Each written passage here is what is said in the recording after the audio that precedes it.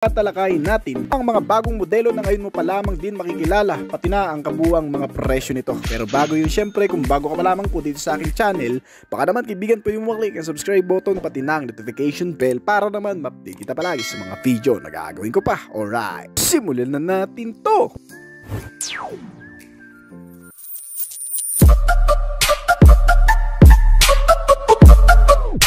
Hyundai Ioniq 5. Noong nakarang taon, ini-announce ng Hyundai Motors ang paglabas ng mga makabagong modelo nito kabilang ang mga presyo at kabuuang detalye ng mga bagong sasakyan. At isa nga rito ang kakarating lang din na Ioniq 5 electronic vehicle.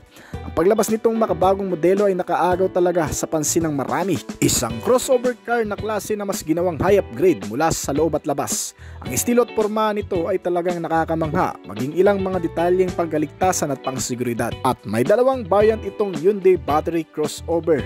Ang GLS 2-wheel drive S standard range variant ito na nagkakahalaga ng 3,068,000 pesos. Habang ang isang variant naman ito ay tinatawag na GLS 2-wheel drive L long range.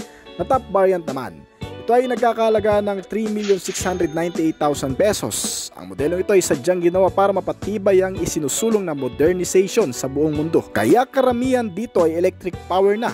Ang Ioniq 5 GLS 2-wheel drive S standard variant ay gumagawa ng lakas ng hanggang sa 170 horsepower at 350 Nm ng torque. Kasama sa pagpapagana dito ang rear-mounted permanent magnet synchronous motor nito at ipinari sa isang single speed gearbox at gumagawa ng 0 hanggang sa 100 km/h sa loob ng 8.5 second. Ang onboard na 58 kW battery pack ay nabibigay daan sa maximum cruising range na 384 km bago pa tuluyang malobat. Sa kabilang banda, ito naman GLS 2-wheel drive L na premium variant ay may 72.6 kW na battery at gumagawa ng maximum output na 217 horsepower at 350 Nm ng torque. Tumatakbo ng 0 hanggang sa 100 km/h sa loob ng 7.4 second lamang. Habang pinapatagal naman ng pagkalobat nito na umaabot ng hanggang sa 451 km na layo. Bawat Hyundai Ioniq 5 ay may mga kasama na ring portable ICCB o in-cable control box charger. Ang ICCB ay sapat para mapadali ang komunikasyon sa pagitan ng charging port at ng sasakyan upang matiyak ang ligtas na pagcha-charge. Sinasabi rin ng automaker na magbibigay din sila ng mga alternatibong solusyon kabilang ang isang wall box na naka-install sa bahay para sa 10 times na mas mabilis pa na pagcha-charge kumpara sa mga EV charger. Ang mga ito ay matatagpuan lamang sa dealership ng Hyundai. Ang mga safety features na meron ito ay kabilang ang around view monitoring na parang 360 camera. Meron din itong 6 na airbag sa harap at likod. Kasama din ang forward collision avoidance assist. May blind spot monitoring system, rear cross traffic alert, driver attention warning, lane keep assist, at smart cruise control with stop and go. Bukod sa mga safety features, nilagyan din ito ng mga security features. Ang kasalukuyang presyo nito ay umaabot ng 3,068,000 pesos hanggang sa 3,698,000 pesos. Hyundai Ioniq 6. Ipinakilala na ng Hyundai Motors ang Ioniq 6 electric vehicle sa Pilipinas sa Manila International Auto Show ngayong taon. Noong panahong iyon, ipinakita lamang ang modelo upang masukat ang interes at hindi pa inireveal kung anong mga detalyeng kakayahan at mga nilalaman nito. Sabay nito, hindi rin binanggit ng Hyundai Philippines ang particular na presyo para sa luxury electric vehicle. Bagamat ganun, ito pa rin ang isa sa panimulang bahagi ng Hyundai para sa kanilang line-up model na electric vehicle sa Pilipinas. Ang Ioniq 6 ay itinayo sa nakalaang E-GMP o tinatawag na Electric Global Modular Platform ng Hyundai at Kia. At may kaparehong batayan tulad ng mas maliit na Ioniq 5 at Kia Electronic Vehicle 6. Ang panlabas na disenyo ay kumuha ng inspirasyon mula sa 20s at 30s style at design na mga sinauna at may kinuhang bahagi ng design mula sa mga sasakyan tulad ng Stout Scarab, Phantom Corsair, ang Tatra 87 at ang Douglas C47 Skytrain.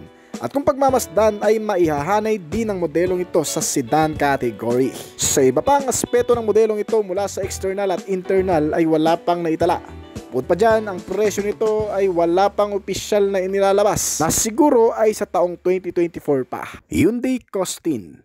Papasok sa minivan segment ang koste ng pinakabagong comfort cruiser na inaalok ng Hyundai sa Pilipinas. May 7 to 8 seating ang capacity at na-inline na rin sa modern specs ng Hyundai manufacturer.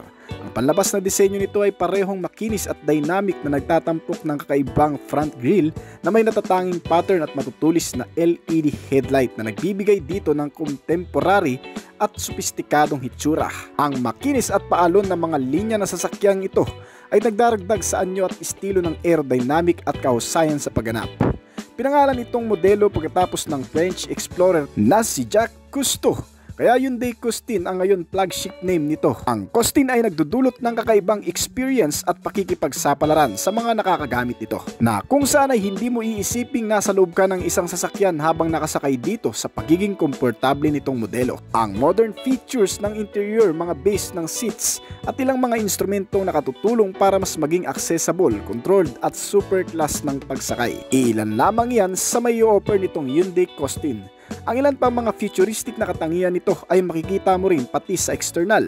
Mga kakaibang hugis ng mga ilaw mula sa harap at likod at parehong mga naka-LED type na. Samahan pa yan ng mga chrome accent, garnish front bumper grille pati na rin ang kakaibang hugis nito.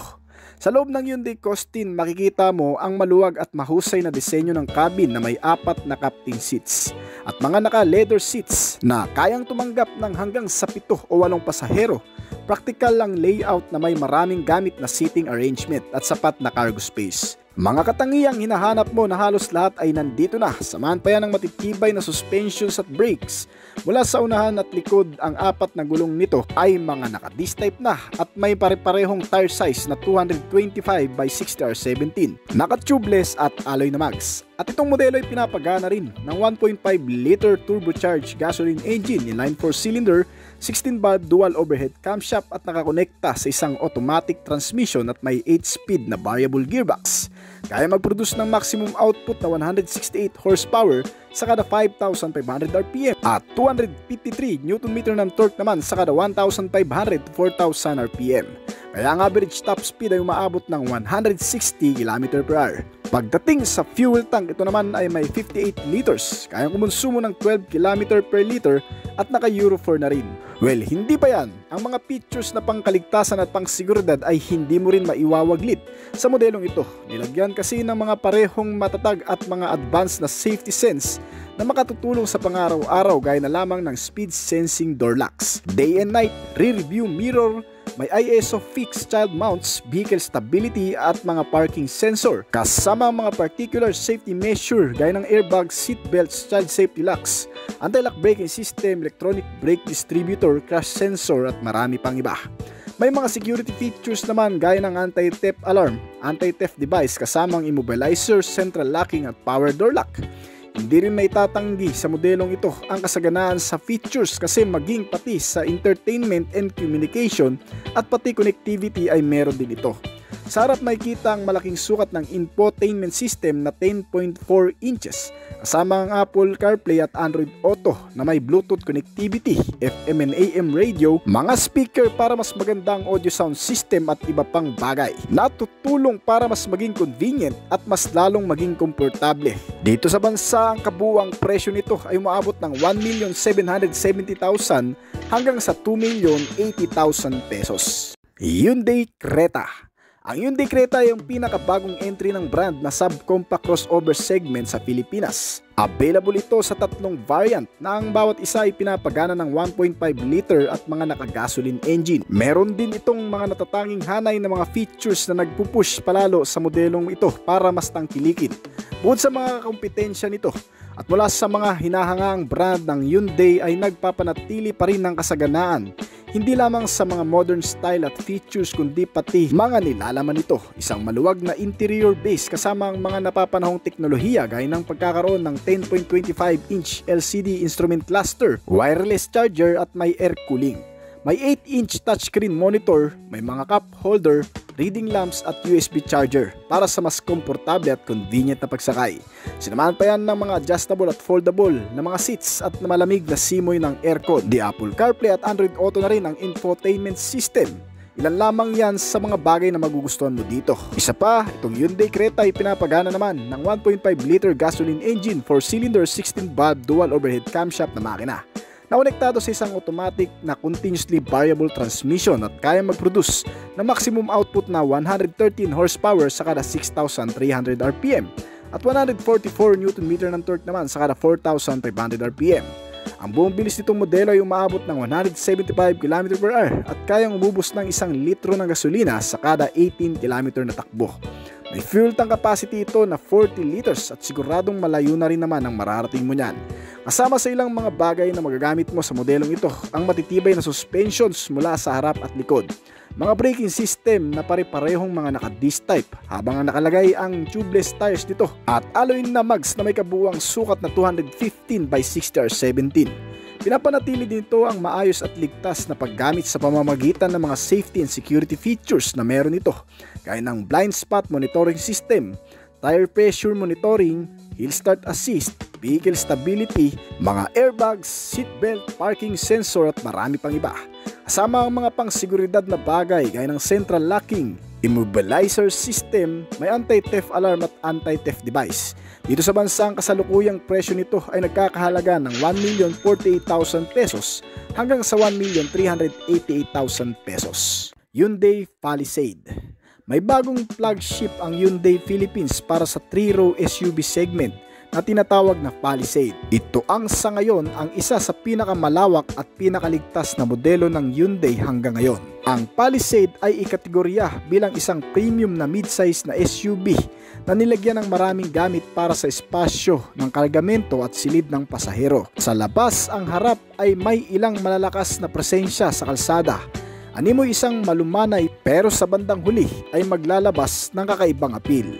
Lalo na sa restyle cascading front grille nito na nag-highlight sa buong volume na over fenders at muscular stance.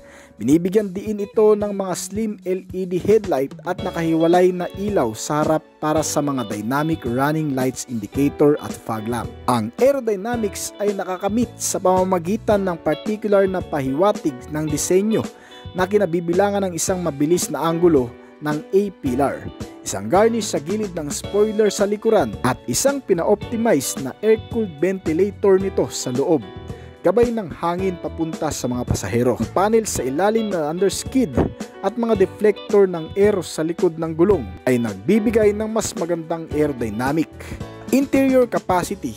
Ito ay may 8-seater na SUV. Ang Hyundai ay nilagyan itong modelo ng mga naka-leather seat na upuan, power adjustable, foldable. Naka-wrap round interior design din ito kaya maaliwalas ang internal base. Isang convenient pa na bagay na meron dito, ang bawat row kasi ng seats nito ay mayroon ding mga kasamang USB outlet para sa mas madaling access ng charging system. Bilang pangkaragdagan sa pagiging convenient pa nito, mayroon din itong 10.25-inch touchscreen sa widescreen na format na makikita sa gitna ng dashboard. Kasama dito ang Android Auto at Apple CarPlay at isang available na QI wireless charging pad.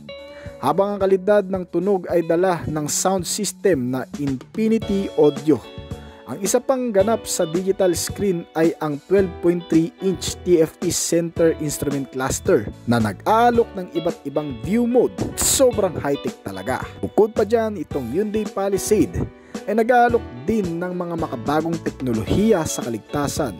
Bilang pamantayan, kabilang ang forward collision avoidance assist. Advanced safety features itong modelo na may kasamang pedestrian detection, blind spot collision, avoidance assist, lane following assist, at rear cross traffic collision avoidance assist.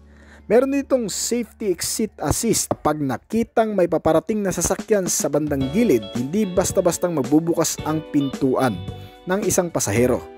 May high beam assist, drive attention warning na rin itong kasama, at ang pinakamaganda ay may smart control system na rin. Para sa mas relax na pagmamaneho sa malalayong lugar, ang sistemang ito ay nakatutulong talaga. Para naman sa kabuuang detalye ng makina, itong Hyundai Palisade ay pinapagana ng 2.2 liter diesel engine in 9-4-cylinder 16-valve dual overhead camshaft.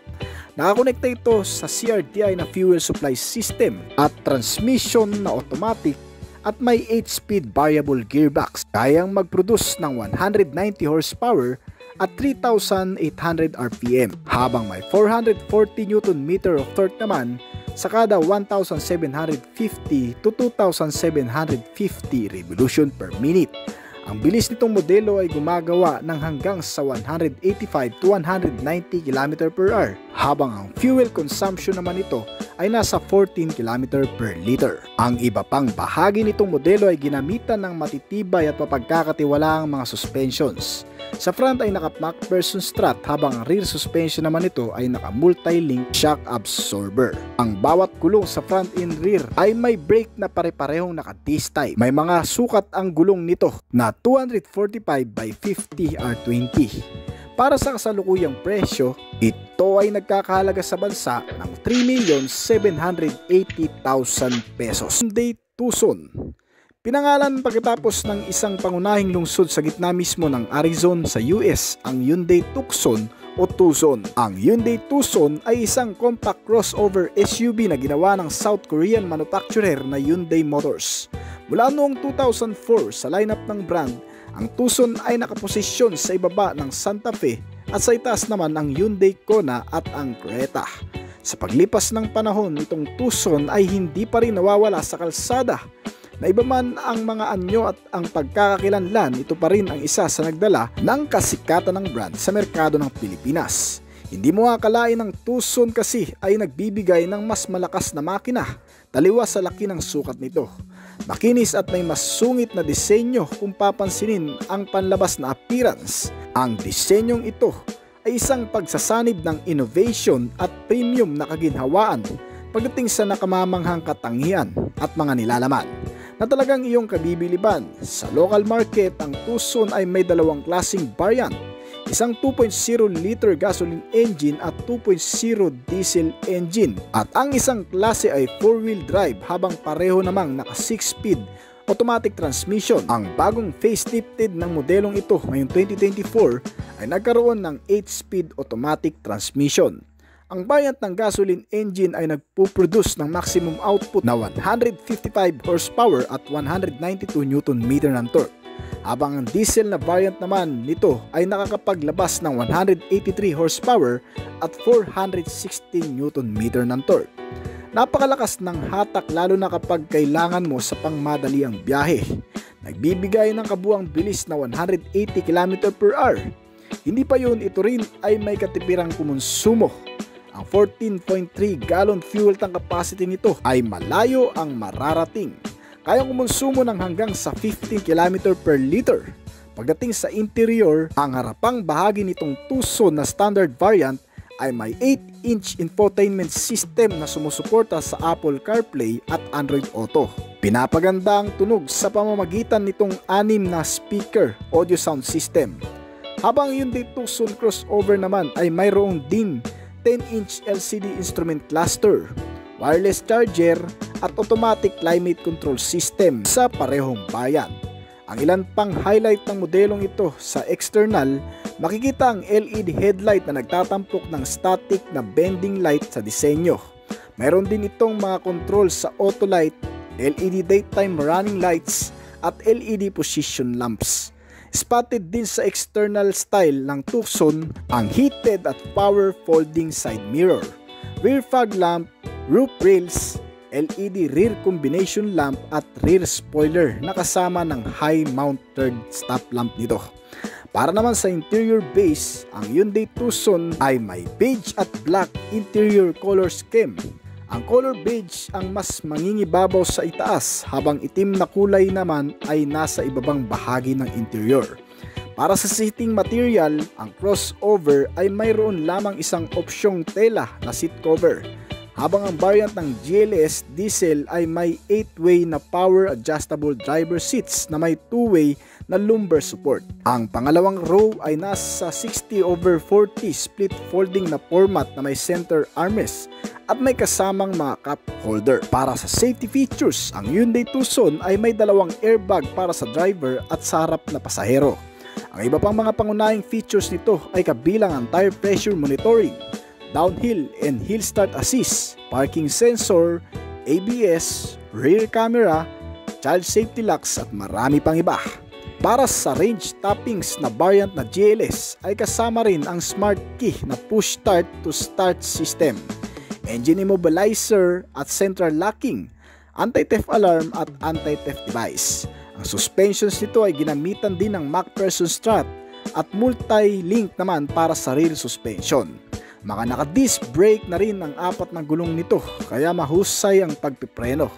Naka-tubeless tires at alloy na mags na may size na 245 by 55 R19. Ang kasalukuyang presyo nito ay umaabot ng 1,570,000 pesos hanggang sa 1,840,000 pesos dito sa bansa. So hanggang dito na lamang po siguro ang ating video, pero bago po tayo magtapos ay nais ko po munang magpasalamat sa mga patuloy na sumusuporta, tumatangkilik at nag-aabang palagi sa mga video na ina-upload natin dito sa ating channel. Maraming salamat po at shoutout po sa inyo guys. Kung bago ka pa lamang po dito sa aking channel, baka naman kaibigan pwede mo maklik yung subscribe button pati na ang notification bell para naman ma-update kita palagi sa mga video na gagawin ko pa. Siyempre hintayin ko rin ang opinion at comment po sa baba. Kung may mga katanungan ka tungkol sa video na ito, huwag kang mahiyang mag-comment kaibigan upang nasa ganun ay masagatan ko rin ang mga nais mo pang malaman at makakuha rin ako ng idea mula sa iyo na magagamit ko sa akin mga susunod pang video na gagawin. This is Obliss Collection. Thank you!